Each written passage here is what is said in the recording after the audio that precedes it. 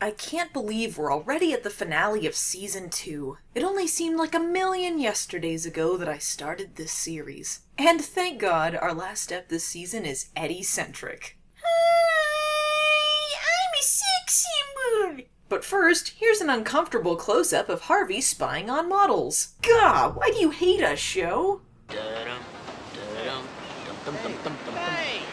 I'm quirky! Looks like I've got a fresh victim. I'm the worst. Shawnee isn't sure where her relationship with Eddie is going. Are they living together? Aren't they? Did they get engaged at the end of last season? Who is the jealous asshole this week? So they take Harvey's advice and visit a fortune teller. Shawnee, you don't need a fortune teller to tell you your future's fucked. You're dating Eddie and you took advice from Harvey. Those guys are like walking mummy's curses. Whoever interacts with them is a target for extreme misfortune. Psychics are a bunch of BS, Shawnee. I visited a psychic once and she told me I'd be a loser who would never hit puberty. And look at me now! By the way, this fortune teller, Tony Basil. Yeah, Mickey Tony Basil. I don't know, guys. You got me. That's ridiculous, guys. The only psychic on Baywatch should be Hobie that one time. Until Baywatch Nights when they have a recurring psychic character. But apparently Tony Basil is the real deal. I see a beach. Somewhere else. How old are you, 14, 15? I thought Eddie hadn't even seen the beach until he was 19. I didn't even see the ocean till I was 19. And if he was 15 in 1985, that means his age is now 22.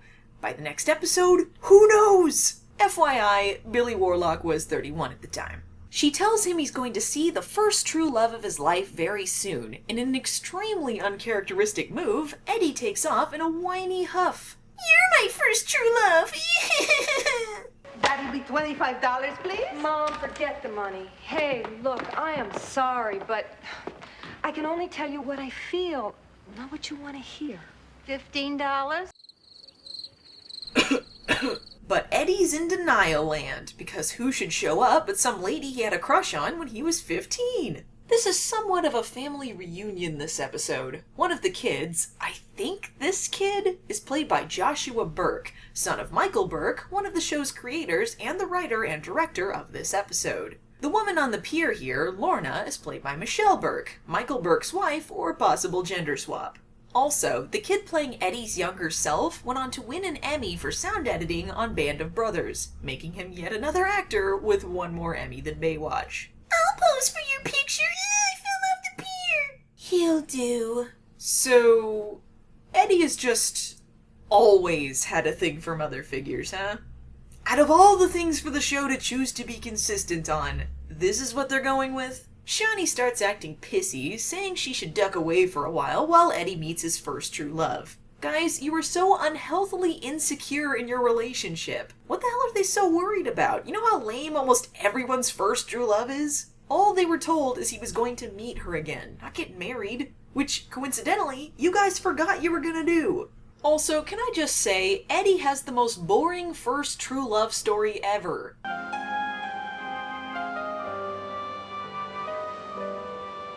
In the present, Lorna acts like she's never seen Eddie in her life, and rightfully so. When I was your first true love, I was the same age I am now. Don't you find that attractive?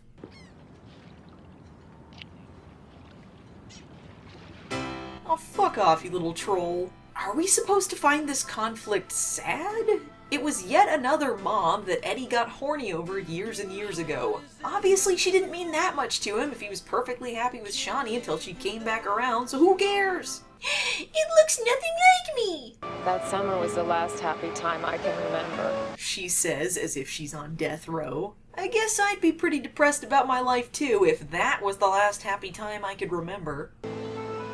Look, Shawnee, just drop the turd muncher. Trust me on this one. Shawnee shows the picture to Tony Basil, who predicts that Eddie will be in mortal danger. What, you didn't think to warn him about that the last time he showed up? Oh no, the boring first true love thing was the most important part. Pfft. Garner, can you check out Eddie's Mrs. Robinson from when he was 15? This seems like a gross misuse of police resources, but okay.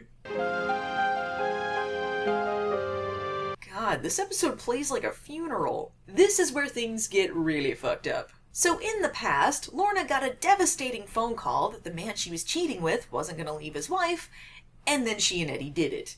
Keep in mind, he was 15 at the time. It's not romantic. You know what that is? Statutory rape. Which, as you might recall, Eddie was accused of not too long ago. Also, it's not often you see a show creator boldly write a scene where his wife has sex with a 15-year-old, but Baywatch was always a trailblazer. Did I just break my hymen?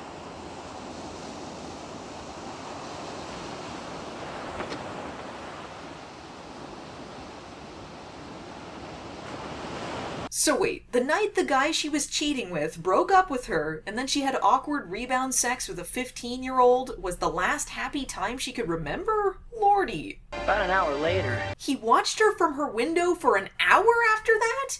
Ew!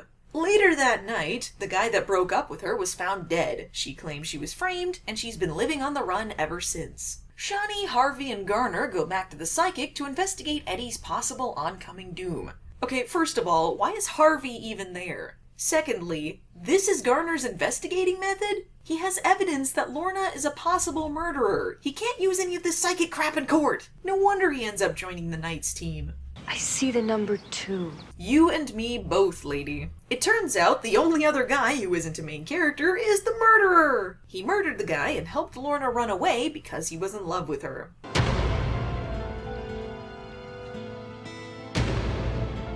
rescue you, my lady. I stepped on a splinter and then slipped on some marbles and ran into a fruit stand and got seawater in my eyes and ended up landing in dog doo-doo.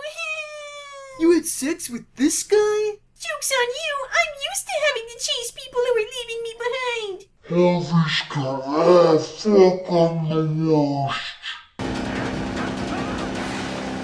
rescue you! Ow! So are we still getting together, or...?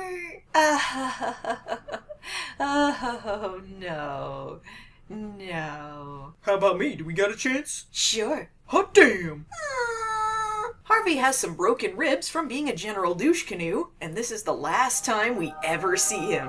I'd say it was sad to see you go if it were true, Harvey, but you're the worst, so get out. Next season on Baywatch, did you know Mitch has a prospector uncle? Also, Pamela Anderson finally shows up. Danger awaits next season.